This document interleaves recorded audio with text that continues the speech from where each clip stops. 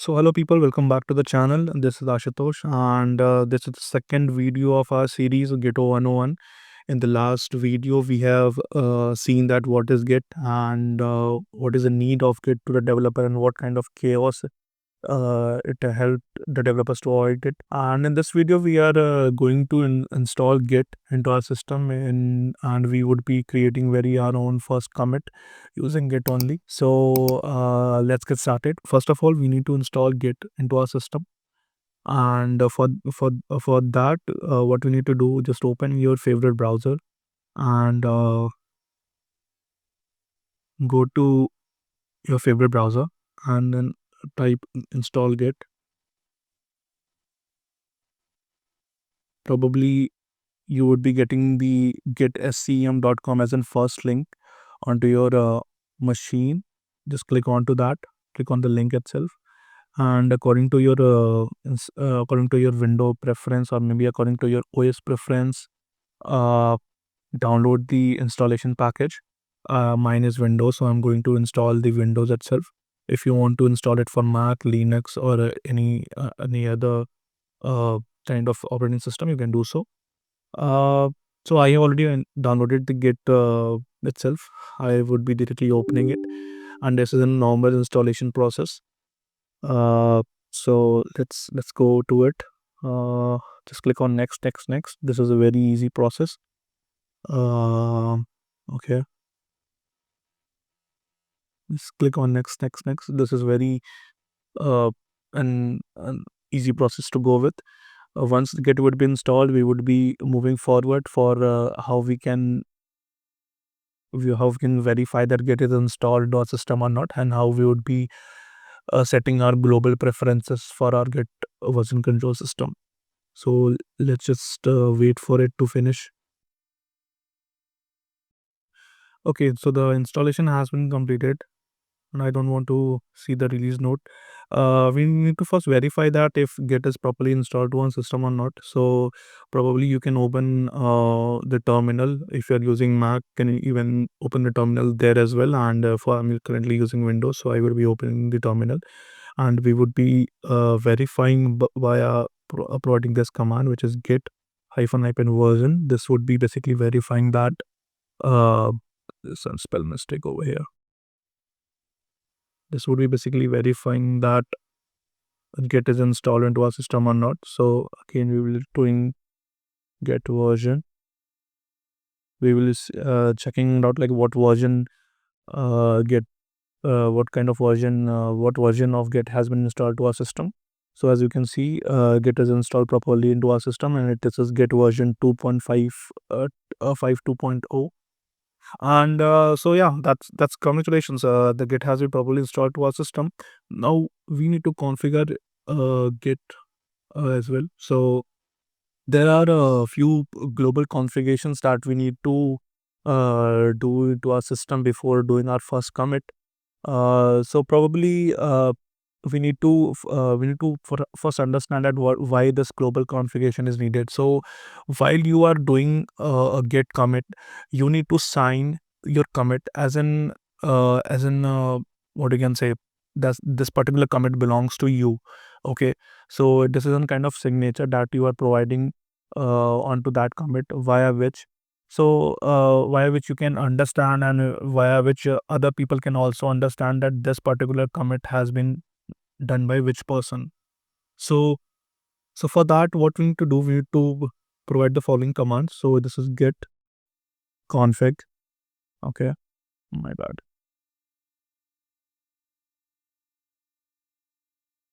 Global user.name. So basically you need to provide what username uh, you want to sign with. You want to sign the commit that you are pushing to the repository. So there are a lot of terminologies that we need to understand, and we would be probably in a future videos we'll be covering that as well. So I'm just doing Ashutosh. Okay, so this would be the first configuration that we are doing.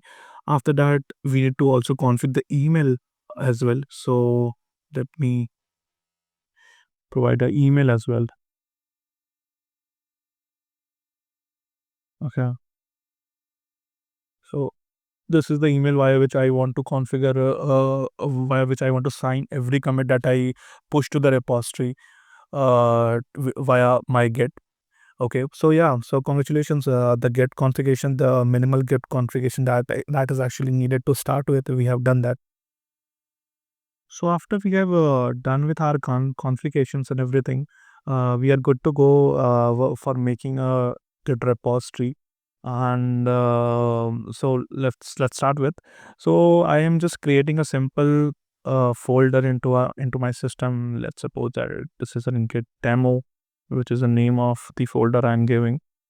And let me open a terminal over here itself. So this is a shortcut via which you can directly open the terminal to that particular folder location itself. Let me clear it out.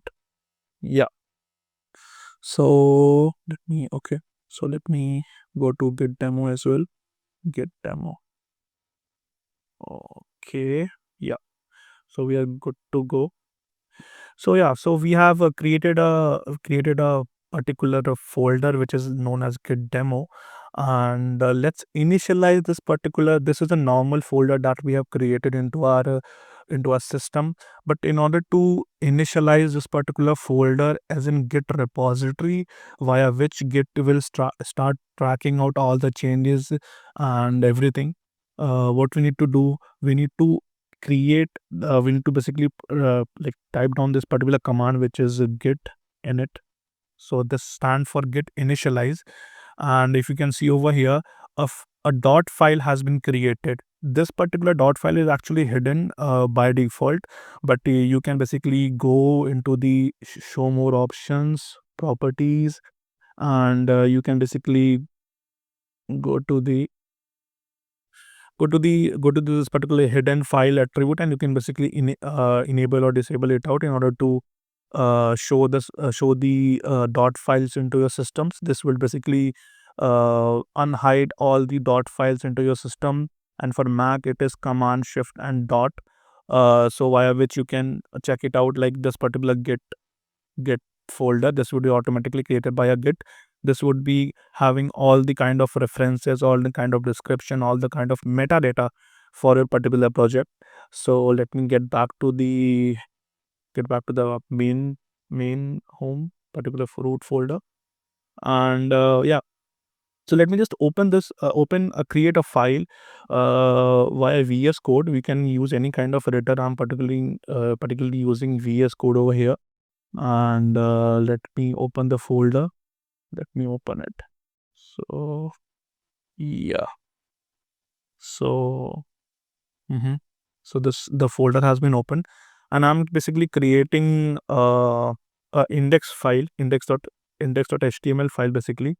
So I'm creating a HTML normal file, and I'm just giving a hello world as a normal text over here in order to show you. Even if you're using VS Code, you have many advantages as well. The VS Code have its own version control and source control tab, where you can see all kind of changes and all kind of what is the current scenario and what is the current status of the uh, your file and folder and the repository. But let's just forget it out, and we'll focus basically onto the terminal commands itself, because terminal command is very important in order to start with Git, in order to understand the Git. Okay. So we have initialized the particular. So coming to so till now we have initialized the folder as in Git, and we have created one file as an index.html file. Let me open and see it's working or not. So yeah, it's working. So let me get back to the terminal, and we need to basically let's check out what is the current status of the particular folder. Okay. So I'll do git status, and git status basically tells out what are the files that have been untracked and that have been tracked, etc. It provide all kind of metadata for your particular folder. Okay, so this is saying that there is a one untracked file, and which is index.html, and we can track it out, or we can maybe send this particular file into the staging area. There are a lot of fancy terms I'm telling you about staging area, repository, and everything, but we will be understanding each and everything in detail in the further videos. But for currently, bear with me and just clone out um, every command so that we can do our first commit. Okay, so let's add this particular file. So we'll do git add, as in we just do git add, and we'll provide the file name, which is index.html, in order to add this particular file into our staging area. Let me clear it out, and let me do git status again to see if there any changes has been done or not. So yeah, see, now this particular file is coming into the green, and it is saying that changes to be committed. So it is saying that there are a file and which has been given to the staging area, which has been pushed or which has been transferred to the staging area, and this particular file needs is ready to be committed. So let's commit this particular file. So in order to commit the file, we have following commands. Let me do clear, and this is git commit. Okay, so git commit, and we have a -m in order to write a message. Let's suppose that I am writing a message as an initial commit. Okay, okay, and press enter. So yeah, see what is saying. This saying that one file has been changed and one file has been inserted, and the file that has been inserted is index.html, and this particular file has been committed. So congratulations, you have basically done your first commit via your version control system. So in this video, we have basically installed the Git, we have configured our identity, we have configured our signature, that for every commit, what kind of signature or what kind of username and what kind of email ID we want to be shown to the every user. And so we have basically configured our identity itself. And we have created our own very first repository. We have also made a very first commit to into our local machine itself. So this is the core git flow, and you will repeat this particular git flow into your every project and every file that you would be tracking out with the version control system. And in the next video, we will connect this particular local repository to github and git. This is a very confusing term. We will be checking out what is the difference between both of them, and you would learn basically what is a remote repository and what is a push and what is a pull actually means. So yeah, that's all for this particular video. Hope you like this video, and if you find it out helpful, please like and subscribe to the channel, and thanks for watching.